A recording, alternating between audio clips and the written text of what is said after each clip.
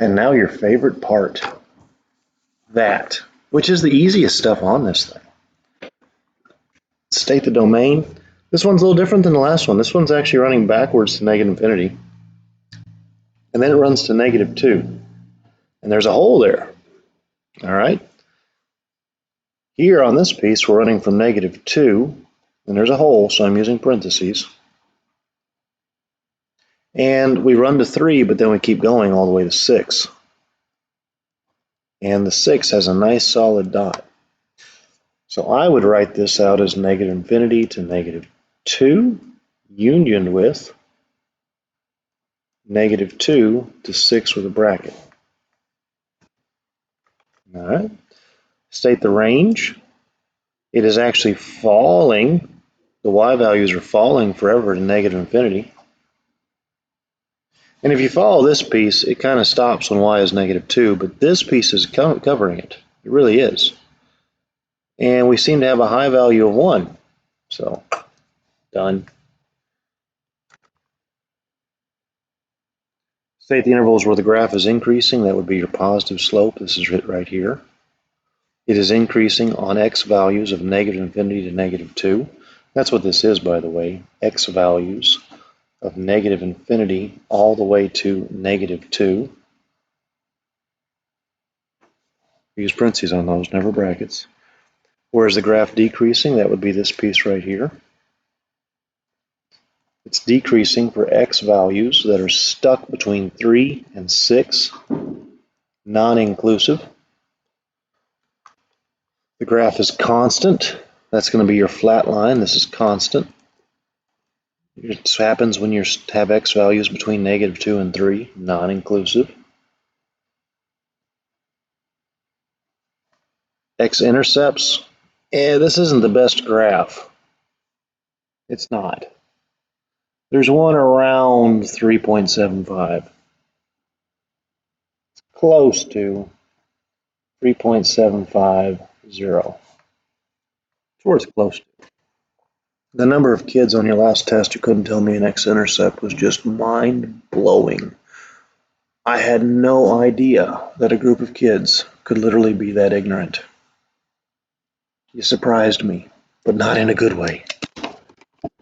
And I'm not saying that to be mean. I'm just saying I didn't call you stupid. I didn't call you dumb. I called you ignorant. It means you don't know.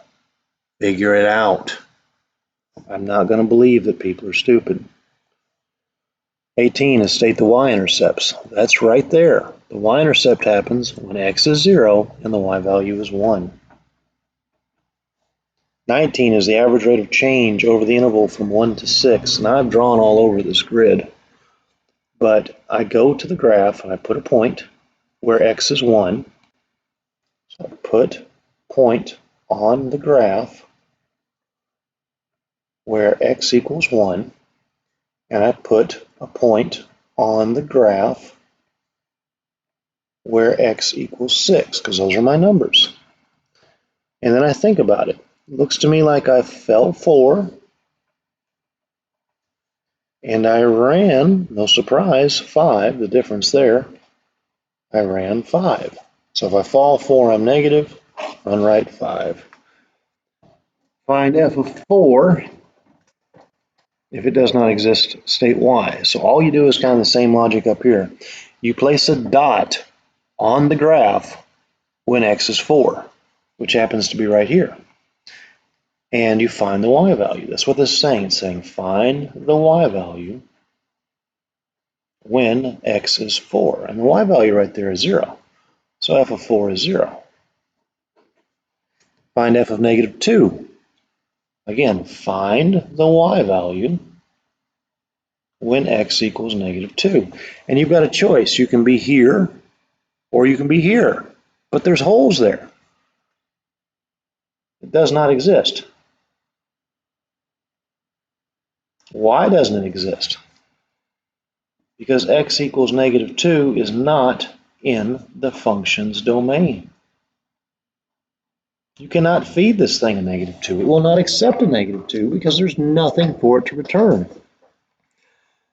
Anyways, moving on to the bonuses. I'm running a little low on time here. Solve for x. It's the cover-up technique. Like, it's not hard. I don't understand what's wrong with y'all. It's got to be apathy. 2x plus 9 is 0, or 7x plus a quarter is 0. These are both two-step equations. We subtract 9. We divide by 2. Ta-da! We subtract a quarter. Now we divide by 7, and we just put it in the denominator because we already have a denominator. There's no reason to create another one. 4 times 7 is 28, so negative 1/28. Bonus 2 is solved by factoring. This is the reverse of the double distributive property. My gut says a 5x and a 2x makes a 10x squared. My gut also says it takes a 3 and a 5 to make a 15.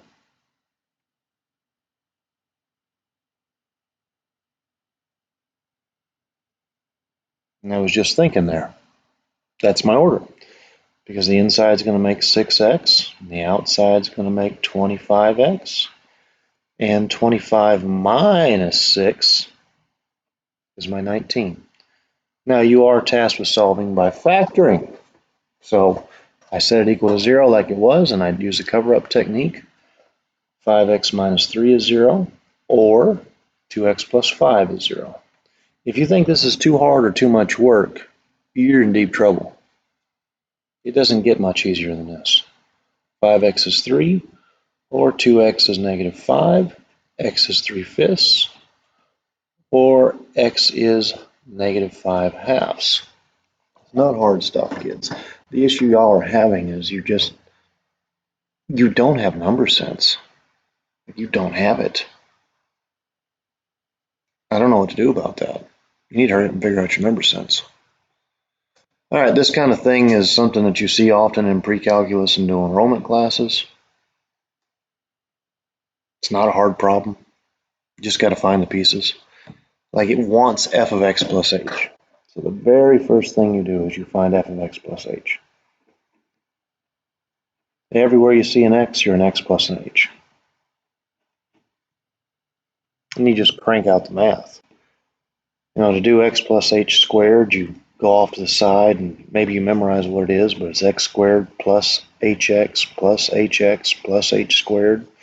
It's x squared plus 2hx plus h squared. It's the same thing every time. There's a 2 out front.